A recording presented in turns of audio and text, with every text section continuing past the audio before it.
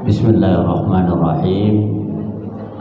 Assalamualaikum warahmatullahi wabarakatuh. Alhamdulillah alladzi hadana li hadza wa ma kunna linahtadiya laula an hadana Allah. Asyhadu an la ilaha illallah wahdahu la syarika lah. Wa asyhadu anna sayyidana wa nabiyyana Muhammadan abduhu wa rasuluhu la nabiyya ba'dah. Allahumma salli wa sallim ala sayyidina Muhammad wa ala alihi wa ashabihi ajma'in. Amma ba'd. Rabbi syrah li sadri wa yassir li amri wahlul 'uqdatam min lisani yafqahu qawli. Inna salati wa nusuki wa mahyaya wa mamati lillahi rabbil alamin. Para asatidzah dan ustadzat SDIT Darul Quran, Kepala Sekolah Ustadz Khairul, yang mudah-mudahan senantiasa dirahmati Allah Subhanahu wa Ta'ala, dan tentunya kita semua yang sedang beribadah melaksanakan ibadah saum di bulan yang mulia ini, mudah-mudahan kita sedang disayangi dan dikasihi Allah Subhanahu wa Ta'ala. Amin ya rabbal alamin. Melanjutkan dari pertemuan sebelumnya, kita akan menuntaskan apa pesan yang Allah ingin sampaikan dengan diturunkannya surat Al-Muzammil. Seperti pada asbabun nuzul sudah disebutkan bahwa Nabi adalah orang yang sangat dikagumi oleh kaumnya. Tapi ketika mulai ada risalah dakwah, berubah sebutan mereka kepada Nabi yang tadinya mereka sangat idolakan. Sampai kemudian mereka coba berdiskusi, kita mau sebut apa nih Nabi? Tukang sihirkah, dukun, atau bahkan orang yang hilang akalnya? Tentunya bagi seseorang yang sangat mulia, terus menjaga akhlaknya, menjaga budi pekertinya, sesuatu yang dialami menjadi bencana yang besar. Hukum sosial itu lebih berat daripada hukum fisik yang mungkin kita terima. Sangat sulit untuk mengubah stigma sosial yang ada pada diri seseorang. Karena itu Allah Subhanahu wa Ta'ala kemudian menurunkan surat ini. Kalau untuk ujian yang begitu besar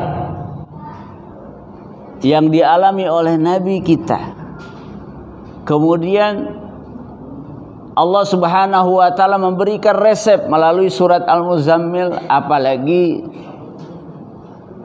persoalan-persoalan yang kita hadapi, baik itu mendidik anak sendiri ataupun kita mendidik siswa-siswi di sekolah.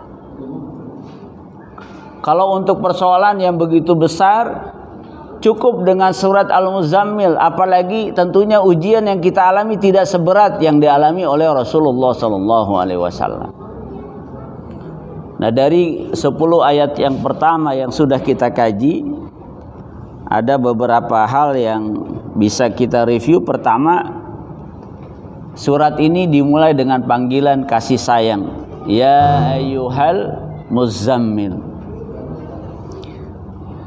Kemudian apa yang Allah minta kepada Nabi? Qumil laila, bangunlah di waktu malam untuk melaksanakan sholat sunnah.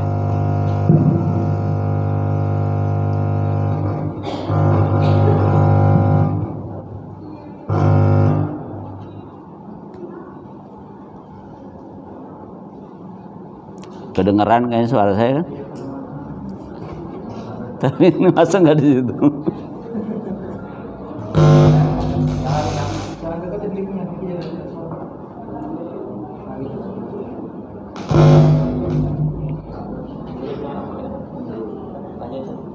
Ya. Illa qalila, Nabi diminta tidurnya sedikit saja. Nisfahu aw inqus minhu qalila aw zid alaihi. Bayangkan disuruh sholat malam nisfahu, setengah malam, kurang lebih 5 jam. Aw inqus minhu qalila, atau kurang sedikit, sekitar 3 atau 4 jam. Aw zid alaihi, lebih dari 5 jam, sampai 2/3 malam. Illa qalila, itu tidurnya hanya sedikit. Jadi Nabi pada awal risalah dakwah, sebelum ada kewajiban sholat 5 waktu, maka sholat malam adalah kewajiban untuk beliau. Cuma durasi waktunya sedemikian luar biasa.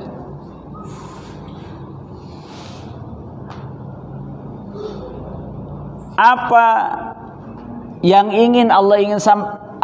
Allah ingin sampaikan ketika Nabi harus melakukan satu ibadah yang sangat berat?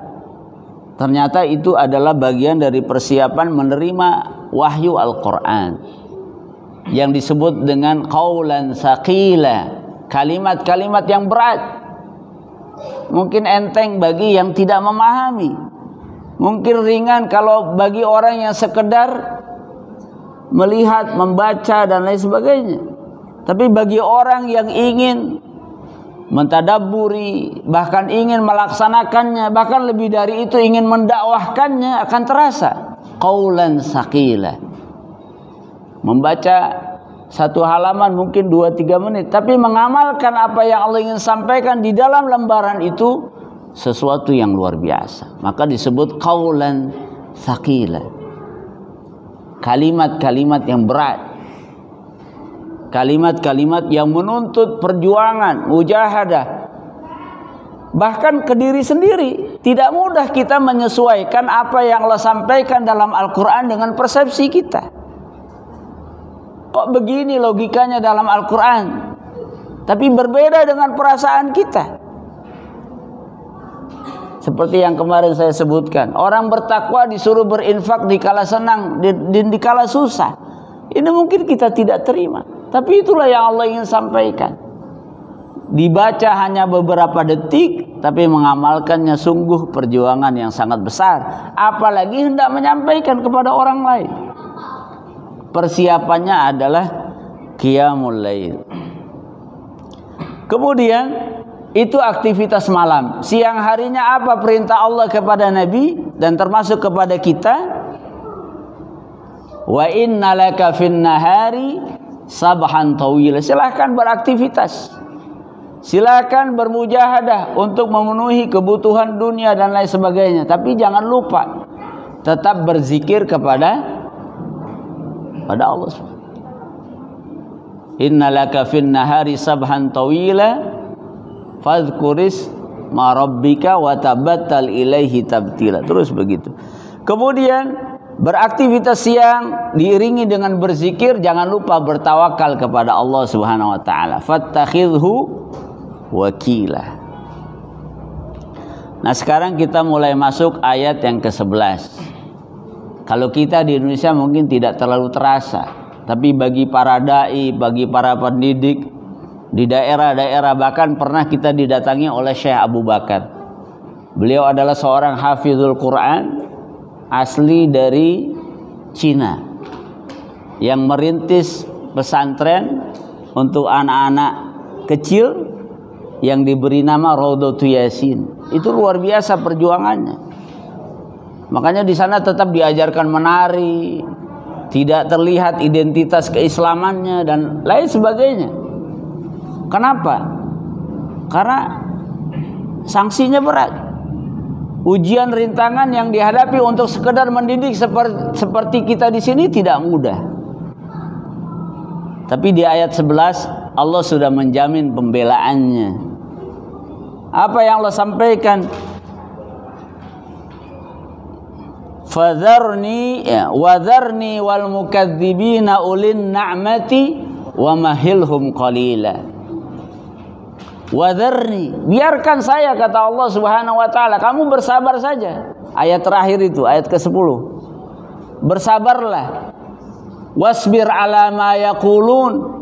Bersabarlah dengan cemoohan, ejekan, bahkan mungkin apa bahasa sekarang itu, intimidasi, ya. Tadi malam ada yang ditangkap katanya. Ada tekanan yang sangat luar biasa. Tapi kata Allah, wazarni, biarkan aku yang mengurus ya, kalian sabar. Para pendakwah, para pendidik, para pengajar kebaikan, bersabarlah. Ala ma yaqulun wahjurhum hajran jamila, tinggalkan mereka tapi dengan cara yang baik. Biarkan aku, kata Allah Subhanahu wa taala, wazarni. Kan kalau kita punya orang yang begitu, gimana tenangnya kita berjuang? Biarin saya itu yang ngurus, gitu kan? Masya Allah. Kalau kita sedang punya kesulitan, kemudian ada yang mengatakan, biarin saya yang tuntaskan itu, gimana perasaan kita? Lega. Kita akan merasa tenang. Kita terus bisa melanjutkan apa yang hendak kita lakukan. Nah, kira-kira Allah mengatakan kepada kita begitu. Wazarni, biarkan aku, kata Allah Subhanahu wa taala. Wal mukadzibin, biarkan aku yang menghadapi mereka itu, para pendusta, para pembohong, orang-orang yang terus melakukan teror. Dan biasanya orang-orang seperti ini ulin na'mah. Mereka punya harta, mereka punya kekuasaan, mereka punya kekuatan, itu ya, ulin na'mah. Mereka punya kelebihan yang banyak. Tapi apa kata Allah? Wa mahilhum qalilah. Itu hanya sebentar saja. Kekuatan itu ada saatnya akan selesai. Kekuatan yang Allah berikan, ini tetap kekuatannya itu milik Allah Subhanahu wa taala. Allah bukannya membiarkan, hanya sekedar menunda. Nah, itu jaminan dari Allah Subhanahu wa taala. Karena itu tidak perlu ada rasa khawatir yang sangat berlebihan ketika kita menghadapi rintangan dan tantangan dakwah atau kita mendidik, akan sangat banyak. Ada orang ingin membangun majelis taklim di Depok, sudah berjalan kurang lebih 1 tahun. Tapi ketika hendak diperbesar karena ada donatur dari Timur Tengah yang ingin membantu, ketika ingin ditindaklanjuti ditutup jalannya, diteror, didatangi rumahnya malam-malam, diintai dan seterusnya. Itu nggak jauh dari kita, apalagi di tempat-tempat yang lain di pelosok. Nah, Allah sudah menjamin, wadzarni wal mukadzibina ulin na'mati wa mahilhum qalila.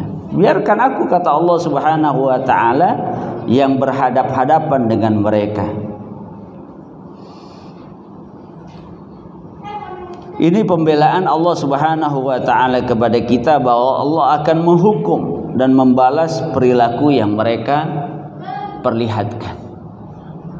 Kemudian Allah Subhanahu wa taala hanya menangguhkan apa yang ada sekarang. Mungkin orang-orang yang kita lihat sebagai penguasa yang zalim, orang-orang yang punya kekuasaan kemudian ingin menghancurkan umat Islam, itu Allah hanya sekedar menunda saja. Ya, orang kalau kita udah tahu, kayak kita punya misalnya mau Idul Kurban, banyak sapi. Kemudian ada sapi mungkin yang apa namanya, perilakunya di atas rata-rata begitu ya. Apa komentar kita? Ini kan tinggal besok lagi. Besok juga semuanya sudah disembelih begitu. Nah, sama dengan orang-orang yang kufur, ingkar kepada Allah, kemudian mereka menzolimi orang-orang yang beriman. Kisah Ashabul Ukhdud, kisah Fir'aun, itu kan contoh-contoh yang mereka lebih besar dan lebih kuat. Tapi pada akhirnya Allah Subhanahu wa ta'ala berikan hukuman dan selesai. Karena itu tugas para da'i tidak ada lain adalah untuk bersabar dan istiqomah di jalan kebaikan tersebut. Allah yang memberikan pembelaan kepada kita. Kemudian di ayat ke-12 dan ke-13 Apa bentuk-bentuk pembelaan Allah kepada kita? Di antaranya adalah bahwa ending orang-orang yang ingkar kepada Allah dan zalim kepada para dai, para nabi dan rasul, endingnya adalah mereka akan mendapatkan kesengsaraan yang sangat panjang. Inna ladaina ankala wa jahima. Kata Allah, di ujung dari semua proses dan perjalanan ini, kami akan menyiapkan ankala wa jahima. Kami siapkan belenggu-belenggu. Kalau kita borgol, orang di borgol aja kita udah merasa ngeri, khawatir. Kalau nanti belenggunya jauh lebih besar. Di surat Al-Insan disebutkan, inna a'tadna lil kafirina salasila wa aghlala wa sa'ira. Kami siapkan rantai belenggu yang besar, yang itu sudah memberatkan tubuhnya untuk bisa bergerak. Selain itu, kalau di surat Al-Insan, wasa'ira, neraka sa'ir. Kemudian di surat Al-Muzammil ini, jahim, neraka jahim. Artinya endingnya mereka akan merasakan penderitaan yang amat berat. Seluruh gelak tawa mereka hari ini, seluruh kesewenang-wenangan yang mereka lakukan hari ini tidak akan lama, dan endingnya akan sangat berat buat mereka. Ankala wa jahima. Kemudian apa lagi?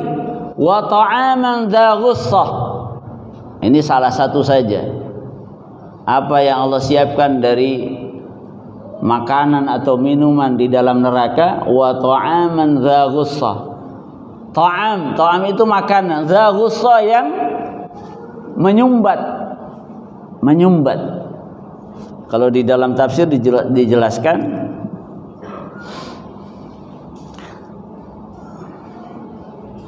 makanan itu ketika dimakan, kata Ibnu Abbas, la yadkhul wa la yakhruj. Kalau udah ada di tenggorokan mereka, tidak bisa dikeluarkan dan tidak bisa dimasukkan. Coba kita bayangkan. Mungkin masing-masing kita pernah ketulangan begitu ya. Itu kan jalan keluarnya apakah dikeluarkan atau ditelan begitu ya. Ada yang bilang pakai nasi agak panas-panas ya, kemudian didorong sehingga dia selesai masuk ke dalam, atau dikeluarkan, ditarik. Tapi makanan ini yang ada di dalam neraka jahim, dza ghussah, kata Imam Ibnu Abbas, nggak bisa keluar dan nggak bisa masuk. Kita yang kecil aja nggak sanggup itu. Walaupun kita yang lain beres, seluruh fisik kita semuanya sehat, tapi ada tulang yang nyangkut, itu nggak jadi berangkat ngajar itu. Anak-anak nggak jadi berangkat sekolah. Makanan selezat apapun tidak terasa, karena ini persoalan yang berat. Nah, itu yang akan terjadi. Salah satunya saja, wa ta'aman dza ghussah. Mereka diberikan makanan yang nyangkut. Kalau di dalam ayat yang lain disebut surat Al-Ghasyiyah, laisa lahum ta'amun illa min duri. Makanan itu berduri. Bayangkan kalau kita makan durian bukan isinya, nyangkut dia di sini ya, nyangkut, nggak bisa masuk, nggak bisa keluar. Kemudian di surat Al-Ghasyiyah tadi, la yusminu wala yughni, tetap dia kelaparan walaupun udah makan tadi makanan yang berduri. Tetap ya kondisinya lapar, sakit lehernya. Itu hanya sebagian kecil apa yang Allah sudah siapkan untuk para pendusta, para pembangkang, orang-orang yang kufur kepada Allah, bahkan zalim kepada utusan-utusan Allah Subhanahu wa taala. Wa adzaban alima, yang kesemuanya itu adalah azab yang sangat pedih.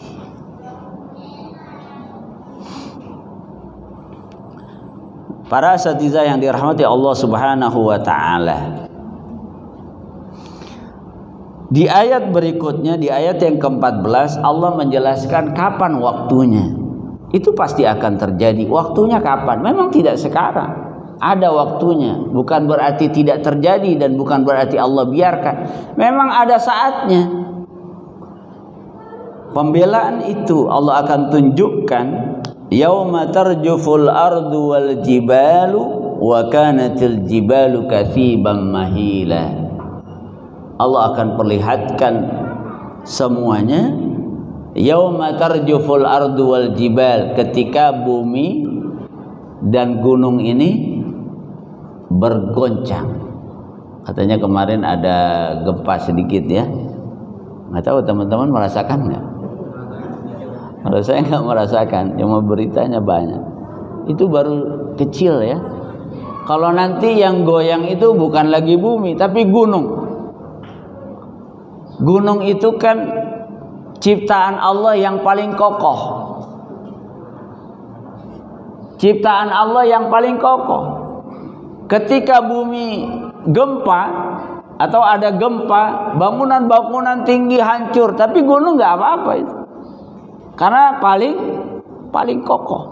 Nah, nanti ketika hari akhir terjadi di mana Allah Subhanahu wa taala menunjukkan pembelaannya, itu yang berguncang bukan hanya bumi tapi juga gunung. Masya Allah. Kalau di surat Al-Qari'ah, yauma takunul jibalu kal ihnil manfush. Itu seperti bulu-bulu yang dihamburkan. Kalau dulu orang tua kita buat punya kasur dari apa itu? Kapas ya. Nah, dari kapas. Itu kalau mau dimasukkan harus pakai masker. Makanya masker bukan hanya sekarang, dari dulu.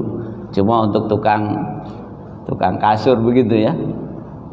Itu berterbangannya kemana-mana. Kira-kira begitulah gunung. Gunung yang paling kokoh seperti itu, bagaimana manusia? Gunung Batuk kita udah 5 kilo 10 kilo dievakuasi. Padahal memuntahkan hanya sebagian kecil dari permukaannya. Kalau nanti seluruh bagian dari gunung dia tercerabut dari akarnya, kita bisa bayangkan. Sampai dijelaskan di dalam ayat ini, wa kanatil jibalu katsiban mahila. Dia berubah seperti tumpukan pasir. Yang kita lihat di pinggir jalan gunung itu yang tadinya kokoh sudah rata dengan tanah. Manusia, apalagi manusia. Gunung 3000 meter, 2000 meter begitu ya. Kita cuma 100 cm, 150 cm. Lebih tidak ada apa-apanya. Nah, pada saat itulah pembelaan Allah ditunjukkan. Ketika Allah Subhanahu wa taala mengguncangkan bumi dan gunung. Yauma tarjuful ardu wal jibalu wa kanatil jibalu katsiban mahila. Di surat Thaha ayat 105 disebutkan wa yas'alunaka 'anil jibal. Mereka bertanya kepada engkau wahai Rasulullah, bagaimana gunung pada hari kiamat nanti? Gunung gimana? Ketika bangunan-bangunan yang lain hancur, ternyata gunung tetap kokoh. Kemudian Allah menjelaskan, katakan wahai Rasulullah, faqul yansifuha rabbi nasfa. Allah akan hancurkan sehancur-hancurnya, maka dia hanya menjadi debu atau pasir. Masya Allah. Kita naiknya aja berat ya, yang suka mendaki gunung ini. Tapi bagaimana yang kokoh, wal jibala autada, yang katanya gunung adalah pasak dari bumi ini, tapi ketika hari kiamat dia hancur sehancuran. Maka nggak ada lagi. Bagaimana manusia, bagaimana para pembangkang, bagaimana orang-orang yang kufur kepada Allah, lebih tidak ada apa-apanya ketika hari kiamat terjadi.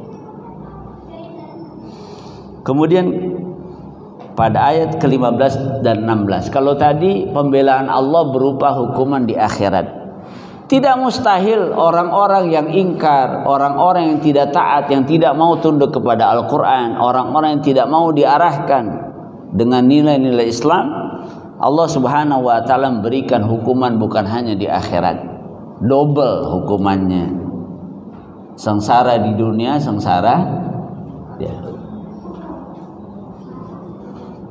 Itulah yang Allah sebutkan dalam surat Al-Muzammil ayat 15, Inna arsalna ilaikum rasula, kami sudah mengutus kepada kalian Rasul, syahidan alaikum, yang menyaksikan amal-amal kalian.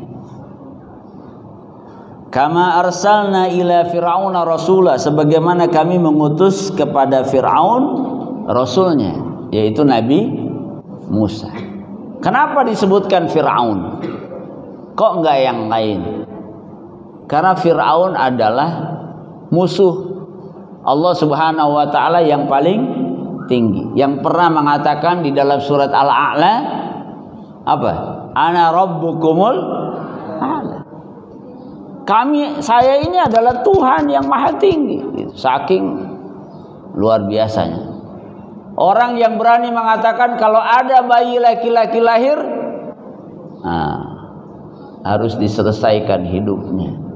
Gak ada pemimpin yang seperti itu hari ini. Jadi itu adalah representasi tokoh zalim yang paling berkuasa, yang kekuasaannya di atas rata-rata. Makanya kalau ada pemimpin-pemimpin yang di bawah itu, insya Allah ya lebih ringan lagi. Donald Trump aja oleh rakyat itu sendiri sudah diturunkan, nggak perlu umat Islam gitu ya.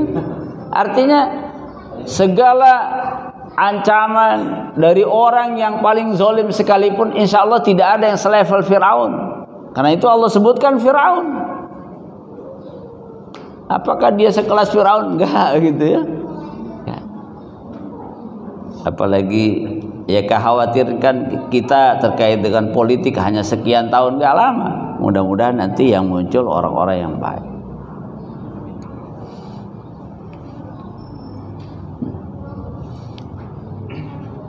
Nah kemudian Allah gambarkan fa'asa Fir'aunur rasula fa'akhadnahu akhda wabila. Fir'aun melakukan pembangkangan.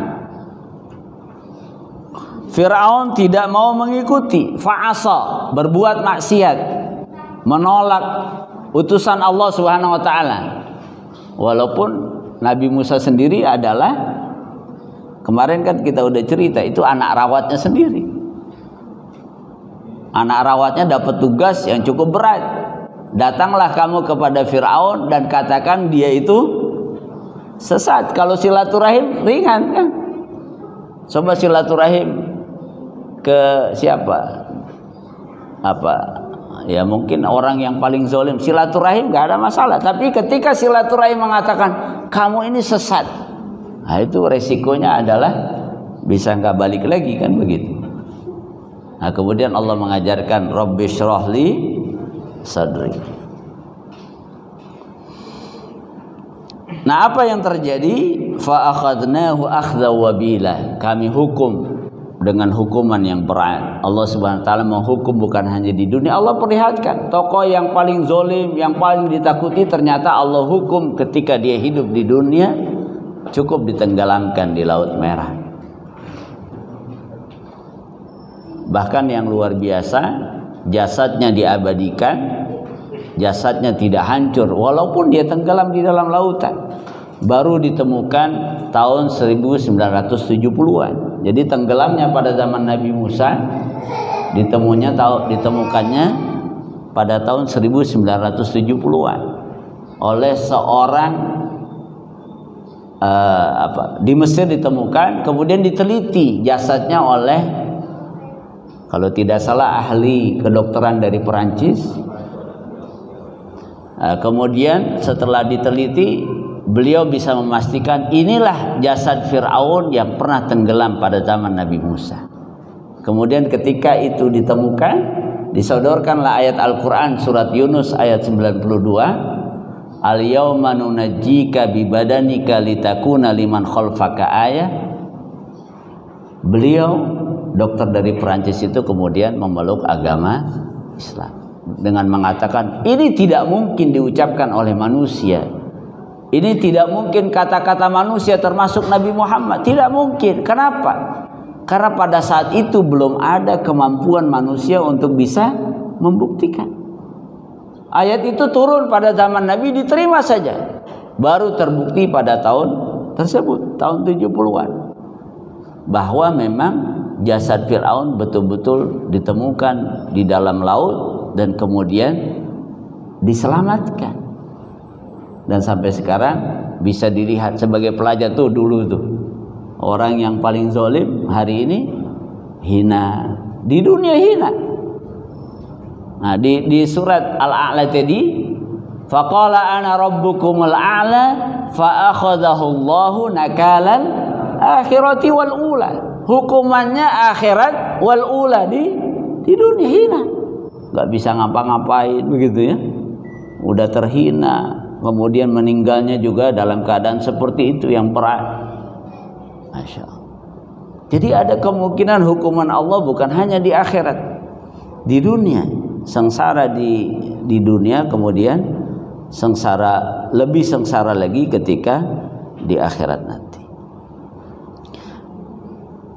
Nah, pada ayat berikutnya, setelah Allah menjelaskan bagaimana Fir'aun Allah berikan hukuman ketika di dunia, Allah kembali menyampaikan kepada umat Rasulullah yang ingkar.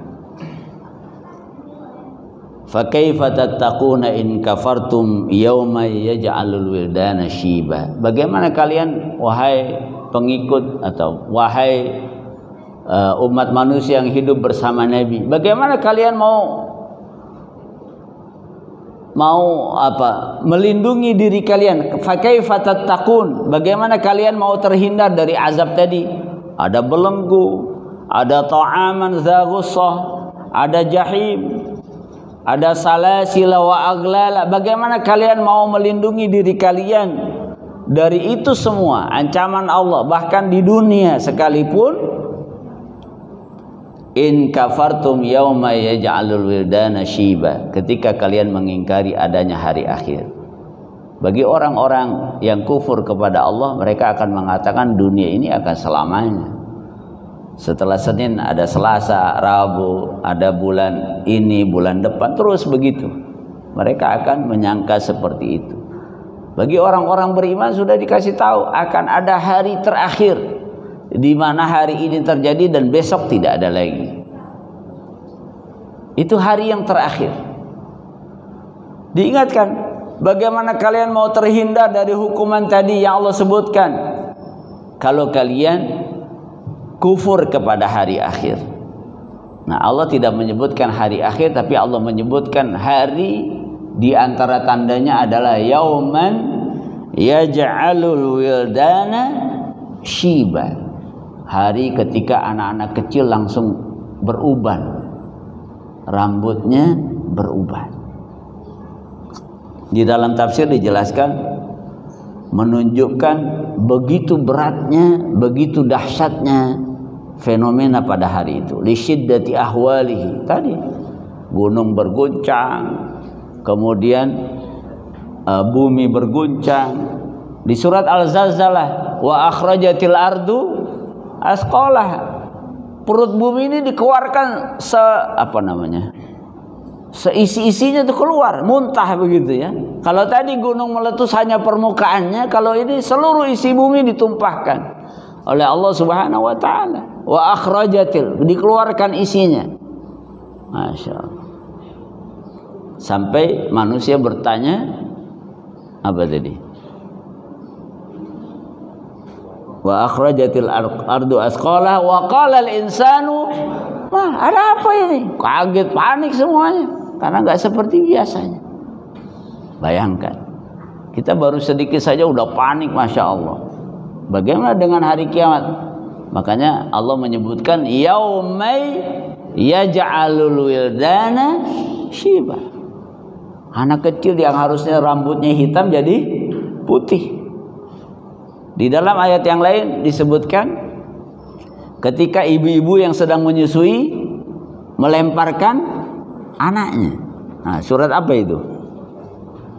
Yauma tadhalu kulli murdi'atin amma arda'at wa tada'u kullu dzati hamlin hamla. Ketika setiap yang hamil itu langsung anaknya lahir, baru 1 pekan lahir, keguguran begitu ya. Saking dahsyatnya itu. Setiap yang sedang menyusui langsung melupakan itu karena ingin menyelamatkan dirinya. Biasanya kan ibu seberapapun beratnya, dia tidak akan melepaskan anak yang sedang digendong. Tapi hari kiamat saking dahsyatnya, itu yang sedang menyusui melupakan anak yang sedang disusui. Berikutnya, Masya Allah, ini nggak kelihatan ya. As-sama'u munfatirun bih, idza sama'u fatarat, langit terbelah. Langit terbelah. Kita nggak bisa bayangkan ya. Kita jatuh pelapon aja udah kaget. Ini langit terbelah. Idza sama'u fatarat wa idzal kawakibu intasarat, begitu seterusnya. Langit terbelah, hancur ini kehidupan dunia.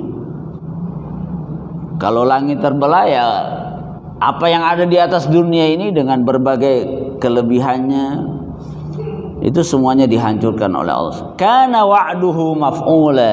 Kemudian Allah menyatakan semua ini pasti akan terjadi. Niscaya akan terjadi, mutlak akan terjadi. Ini bukan hayalan, bukan fiksi. Ini benar-benar akan menjadi kenyataan.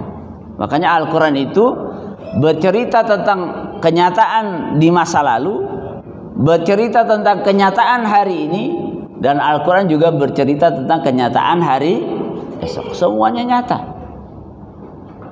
Kana wa'duhu maf'ula. Semua ini pasti akan terjadi. La muhalata. Tidak mustahil. Artinya nggak mungkin nggak terjadi. La muhida anhu, tidak ada yang bisa mencegahnya. Pasti akan terjadi. Nggak ada yang bisa mencegah akan datangnya hari kiamat. Kana wa'duhu maf'ula.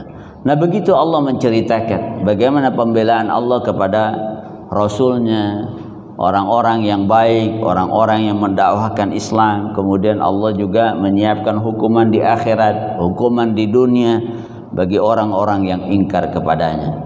Kemudian balik lagi ke bagian awal surat Al-Muzammil ketika Allah meminta kepada Nabi, qumil laila illa qalila. Di ayat yang terakhir ini Allah Subhanahu wa taala yang Maha Rahman dan Maha Rahim, Allah ingin memberikan kabar gembira berupa keringanan. Kalau tadi sholatnya adalah nisfahu, setengah malam, awin kusmun minhu qalila, atau kurang dari setengah malam, sepertiga malam, 3 jam atau 4 jam kita sholat. Auzid alaihi, lebih dari setengahnya, 6 jam 7 jam kita sholat. Ternyata Allah Subhanahu wa taala memberikan kasih sayangnya kepada kita. Inna rabbaka ya'lam, sesungguhnya Tuhanmu tahu. Allah Subhanahu wa taala tahu annaka taqumu adna min thulutsail laili, ternyata kamu melaksanakan salat kurang dari 2/3 malam. Kemudian kadang-kadang wa nisfahu, setengahnya. Kadang-kadang wa sulusahu, sepertiganya. Jadi Nabi melakukannya kadang sempurna, kadang kurang lagi begitu. Wa ta'ifatum minal ladzina ma'ak, termasuk para sahabat. Mereka merasakan sesuatu yang sangat berat ketika melaksanakan perintah ini. Bayangkan, qumil laila illa qalila. Boleh tidur tapi tidurnya sedikit. Kalau Nabi tidurnya sedikit, kalau kita kalau Nabi sedikit makan, kita sedikit. Iya. Nah, Allah Subhanahu wa taala tahu bahwa engkau dan para sahabat melakukan perintah ini begitu berat. Melakukan qiyamul lail dengan durasi waktu yang panjang ini sangat berat.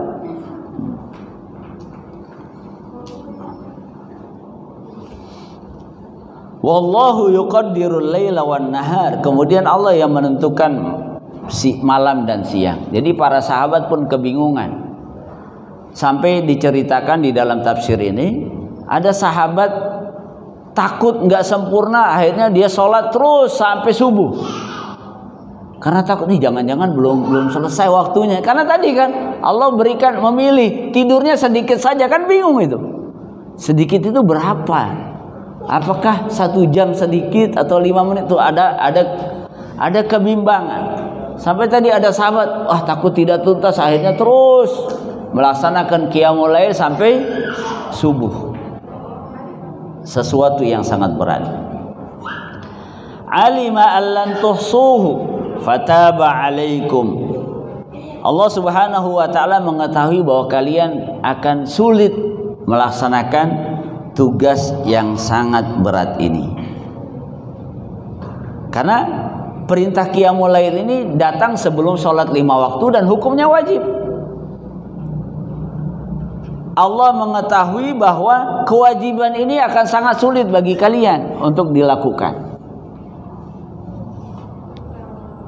Maka kemudian Allah memerintahkan faqra'u ma tayassara minal Qur'an. Silahkan lakukan qiyamul lail dengan beberapa ayat yang kamu baca daripada Al-Quran.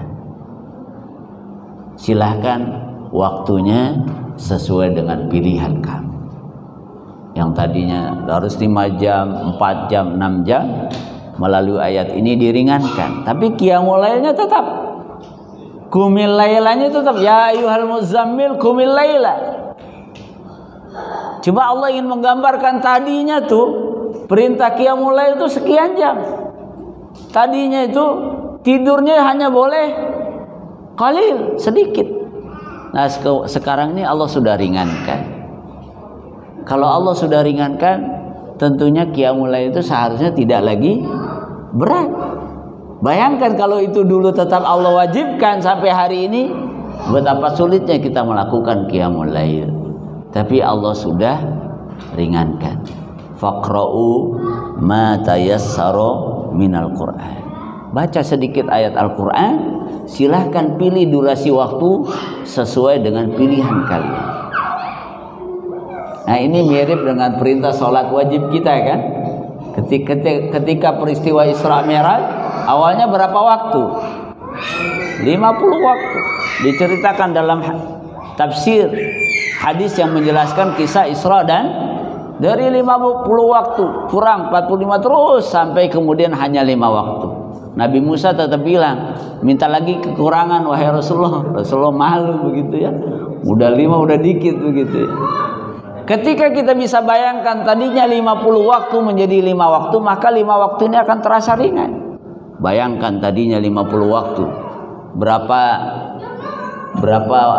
menit sekali kita harus azan ya? Kalau waktu 24 jam dikali 2 48, berarti setiap setengah jam kita azan. Baru selesai satu sholat 15 menit kita baca zikir udah mau azan lagi. Maka ketika 5 waktu yang Allah perintahkan itu ringan. Sama dengan qiyamul lail yang tadinya harusnya 5 jam, 6 jam, 4 jam, tapi silakan 10 menit boleh qiyamul lail. 5 menit silahkan qiyamul lail 2 rakaat baca surat-surat yang pendek. Tapi esensi qiyamul lailnya tetap dipertahankan. Karena ini solusi. Inilah kebiasaan orang tua kita dahulu. Rata-rata orang soleh itu nggak ada yang lepas dari qiyamul lail. Rata-rata orang-orang yang mulia itu nggak lepas dari qiyamul lail. Apalagi tadi saya lihat di WA itu. Jadi ada di pesantren Al-Fatah ya. Al-Fatah atau Al-Fatah? Al-Fatah mungkin di Temboro itu. Qiyamulnya 8 jam, tarawihnya itu 30 juz. Masya Allah. 30. Jadi dibagi kelas-kelasnya itu. Ada yang 5 juz satu malam, 1 juz. Kalau kita satu halaman itu anak-anak udah pada ini komplain ya. Nah, itu nggak pakai. Itu karena ya kita hanya sebatas kulitnya Al-Quran. Tapi kalau kita dapat pesannya, maknanya, pesan dari Allah Subhanahu wa Ta'ala, itu akan sangat luar biasa. Al-Quran itu seperti berbicara dengan kita. Itu kan nasihat dari Allah. Kira-kira guru kita ngasih nasihat, kamu harus gini. Cuma karena kita nggak paham, kita lewat aja begitu ya. Disuruh begini karena nggak nyambung dengan pesannya. Kayak ini Allah memberikan pesan.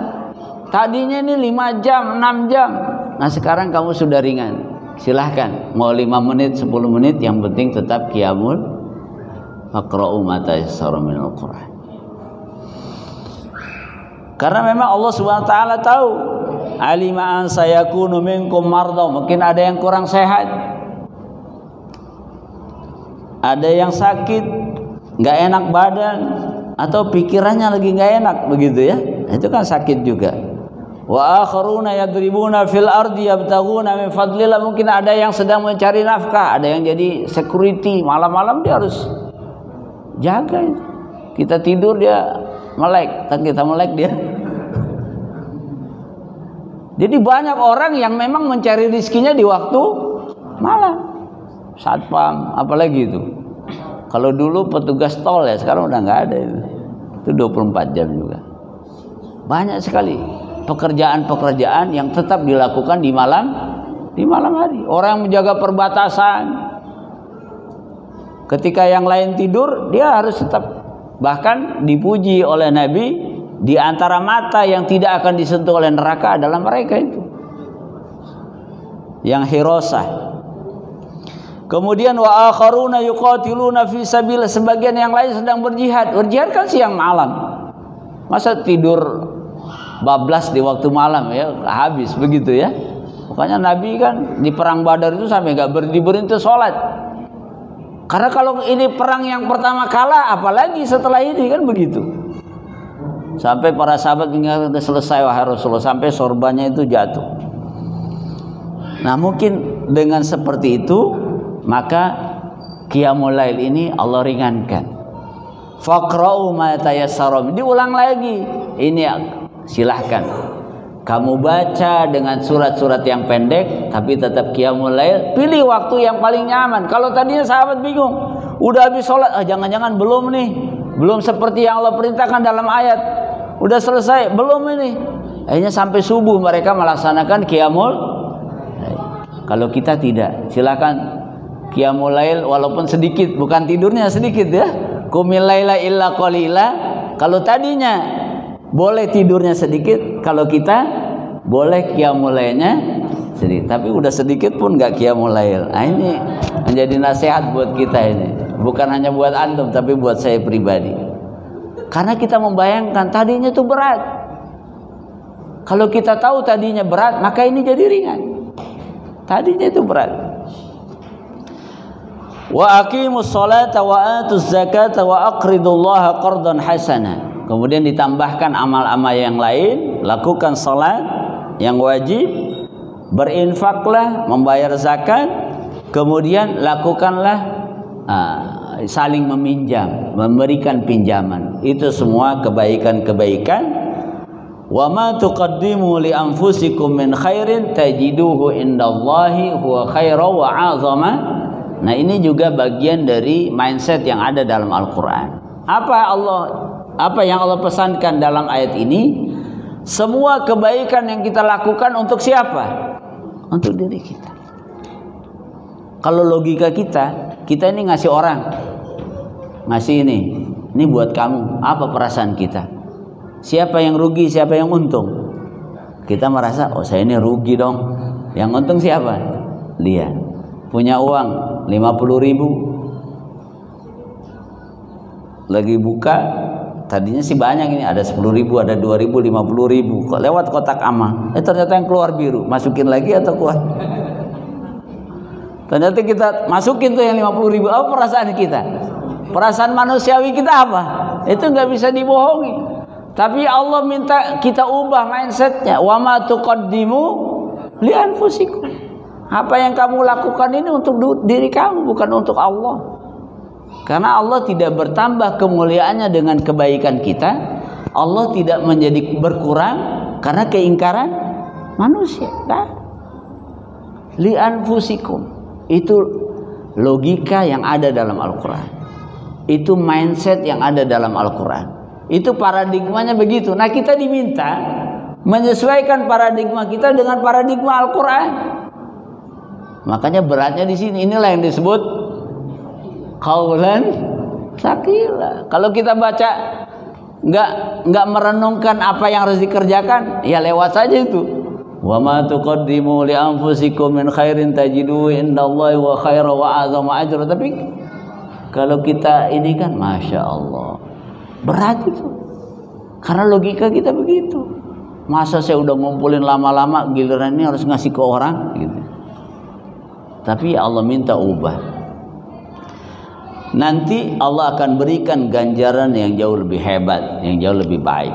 Nah, kemudian yang menarik dari rangkaian ayat ini, Allah minta wastaghfirullah, beristighfarlah kepada Allah SWT. Ternyata kalau kita perhatikan, di akhir dari setiap ibadah, kebaikan yang kita lakukan, Allah minta kita beristighfar. Dalam rangkaian-rangkaian ibadah kita atau kebaikan-kebaikan yang kita lakukan, Allah minta kita beristighfar.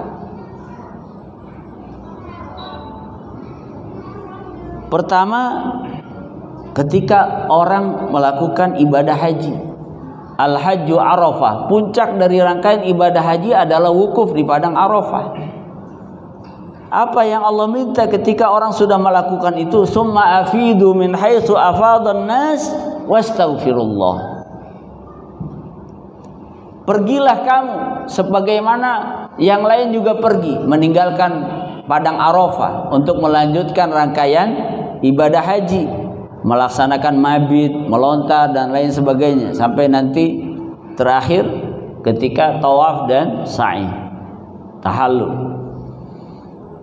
Apa yang Allah minta kepada orang yang sudah menuntaskan ibadah wukuf di padang Arafah? Wastaghfirullah, beristighfarlah kamu kepada Allah. Kemudian berikutnya, setelah qiyamul lail, seperti ayat ini dan juga di ayat yang lain, surat Az-Zariyat ayat 18, wabil ashari hum yastaghfirun, mereka beristighfar di waktu sahur. Itu maksudnya adalah karena sebelum waktu sahur itu mereka sudah qiyamul lail. Ya. Karena sebelum itu udah qiyamul lail, sehingga ketika menjelang subuh disuruh banyak istighfar. Kalau kita belum sempat qiyamul lail, langsung istighfar. Nah, ini Allah sudah ringankan. Jangan sampai enggak begitu ya. Walaupun 5 menit sebelum subuh, 10 menit sebelum subuh qiyamul lail, tapi habis itu jangan lupa istighfar. Kemudian di dalam hadis riwayat Imam Muslim, Nabi SAW idza insarafa min salatihi istaghfarallah. Nabi kalau selesai salat 5 waktunya, salat zuhur, salat asar, salat maghrib, salat isya, salat subuh, apa yang Nabi baca pertama kali? Istighfara salasan. Nabi baca istighfar 3 kali. Jadi habis sholat assalamualaikum bukan alhamdulillah gitu ya, pelong begitu, bukan, astagfirullahaladzim. Di akhir majlis kita menuntut ilmu. Di dalam hadis riwayat Imam Abu Dawud disebutkan, kana Rasulullah yaqul bi akhiratin idza arada an yaquma minal majlis. Nabi mengucapkan doa yang kita sebut dengan doa kafaratul majlis, subhanakallahumma wa bihamdika asyhadu an la ilaha illa anta astaghfiruka wa atubu ilaik. Masya Allah. Jadi kita diajarkan menutup kebaikan-kebaikan kita dengan istighfar. Ini salah satu pelajaran yang luar biasa. Wastaghfirullah. Habis ngajar astagfirullah, bukan alhamdulillah itu ya. puasa, istighfar dulu. Apa hikmahnya? Kata Syekh Abdurrahman Nasiruddin As-Sa'di, beliau menyebutkan ketika kita baca istighfar kita merenungkan barangkali di antara proses kita melaksanakan kewajiban Ghafurur Rahim.